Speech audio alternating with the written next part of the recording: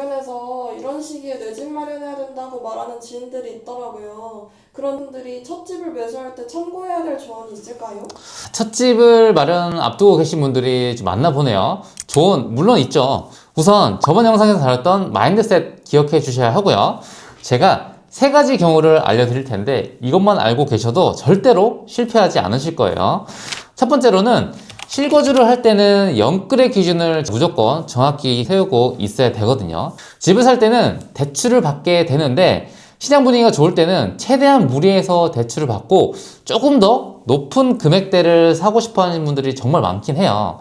그렇게 무리해서 대출을 받다가 시장 분위기가 한순간에 안 좋아지거나 하나둘씩 악재가 쌓이게 되면 이자 감당하기 어려워서 허덕이다가 파산하는 경우가 진짜 비일비재하거든요.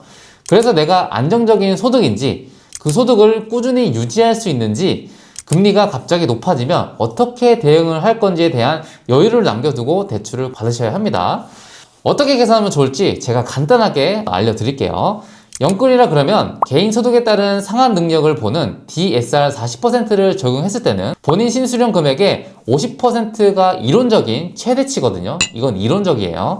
근데 개인 지출 상황을 고려해 봤을 때는 35% 정도가 일반적으로 많이 생각하고 있는 수치라서 정확한 기준이 없는 분들이라면 실수령액의 35% 정도까지 매달 원리금을 상환하는 데 쓴다고 생각하시면 편할 것 같습니다. 아셨죠?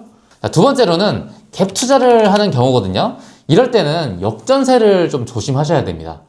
갭 투자를 할 때 매매 가격도 정말 중요하긴 한데 우리가 그것보다 더 중요하게 생각해야 되는 게 있거든요.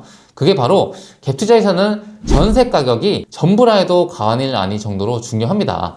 제가 실제로 2022년도에 역전세를 맞아 봤거든요. 22년에서 23년이면 역전세를 맞아서 정말 고생 많이 하시는 분들 많을 거예요. 그 당시에 기존에 계약했던 전세금보다 1억이나 떨어져서 진짜 저는 지옥을 맛봤거든요.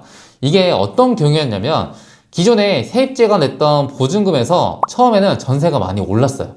자, 오른 만큼 제가 추가로 돈을 받은 거죠. 그 금액을 제가 또 다른 곳에 투자를 했어요. 왜냐면 그 시기에는 뭐 가만히 있으면 하루에 몇 천만 원씩 오르던 시기였으니까 당연히 투자금이 있었기 때문에 다른 곳에 또 투자를 할 생각을 했겠죠. 그래서 그 금액을 투자하다 보니까 제가 수중에 돈이 한 푼도 없었어요. 자, 그러다가 만기가 다가오면서 기존에 올랐던 시세 대비 전세금이 1억이나 떨어졌거든요. 내줄 돈은 없고 세입자는 또 내보내긴 싫고 이럴 때는 보통 어떻게 하냐면 떨어진 시세에 해당하는 만큼 전세대출 이자를 제가 오히려 역으로 세입자분한테 월세 개념으로 지원해 준다라고 제안을 했는데 목돈이 없으니까 그냥 한 달에 얼마씩 할부 개념으로 그 사람을 붙잡아 두는 거예요. 이처럼 갭 투자할 때는 마냥 오를 거라는 확정을 하지 말고 전세 가격이 떨어질 요소가 있는지를 무조건 체크를 하고 분석을 한 뒤에 갭 투자를 진행을 하셔야 합니다. 자, 마지막으로 청약이나 분양권을 쉽게 접근할 수 있거든요. 근데 여기서 우리가 생각해야 될 최대 리스크를 한번 볼게요. 내가 감당하지도 못하는 높은 금액대의 분양단지에 아무 생각 없이 청약을 넣는 분들이 생각보다 많이 있을 거예요. 그리고 분양권 상태로 샀다가 입주하기 전에 매도를 할 거야 라고 생각하시는 분들이 계실 텐데 이것도 정말 큰 위험이 숨어 있습니다. 자, 청약 당첨되고 나서 보통 입주할 때까지는 최소 3년에서 3년 반이라는 시간이 있거든요. 그 전에 팔고 이제 시세 차익을 얻으려고 계획하시는 분들이 많은데 만약 이거를 못 팔면 어떻게 될 것 같아요? 제가 경험이 부족한 시절에 그런 경우가 있었어요. 분양권을 제가 프리미엄 주고 샀거든요. 이거를 매도할 계획을 좀 짰어요. 입주하기 전에 분양권을 팔고 시세 차익을 얻어야겠다라고 계획을 했는데 그거는 계획에 불과했어요. 정책도 많이 변하고 시장 분위기도 많이 변하면서 입주하기 전에 팔고 싶었는데 제가 못 팔았습니다. 그러면 어떻게 할까요? 네, 이것도 지방이라서 실거주를 할 수도 없는 상황이었어요.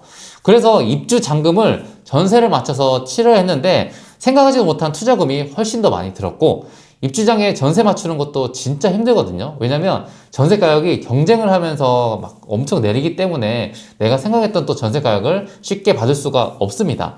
그래도 저는 좀 잘 해결됐기에 망정이지 진짜 감당 안 되는 금액대의 분양권이었다면 어떻게 됐을지 진짜 상상하기도 싫습니다.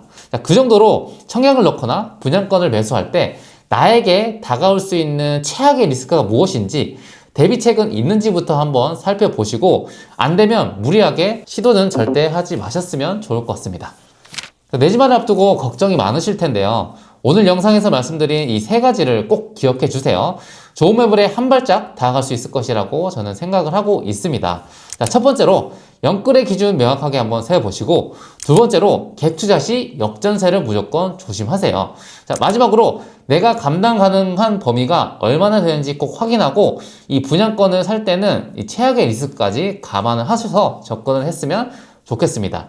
감사합니다.